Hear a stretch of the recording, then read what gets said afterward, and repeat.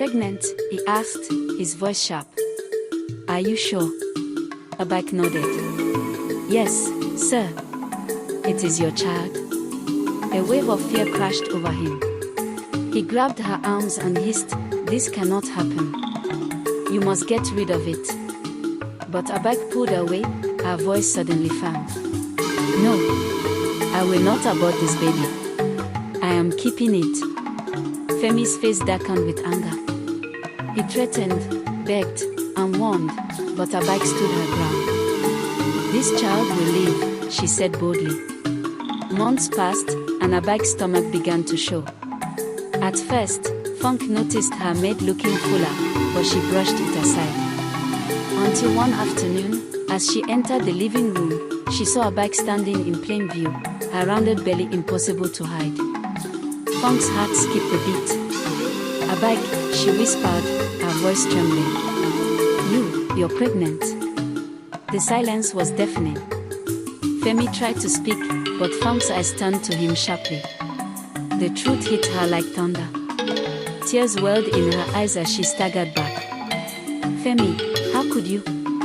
The house fell into chaos. Funk confronted Abike in the presence of the family, demanding an explanation. But instead of shame, Abike stood tall, her voice strong and merciless. "Yes," she said, her eyes blazing.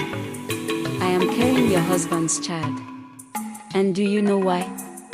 This is my revenge for the way you treated me, your insults, your harsh words, your pride. This is my payback." Funk gasped, her chest tightening with pain. She shook her head in disbelief, unable to control her tears. But Abike wasn't finished. With cold eyes, she declared, "Do you think your miscarriage was an accident? It was me. I made sure you lost that baby. I made sure your womb was damaged.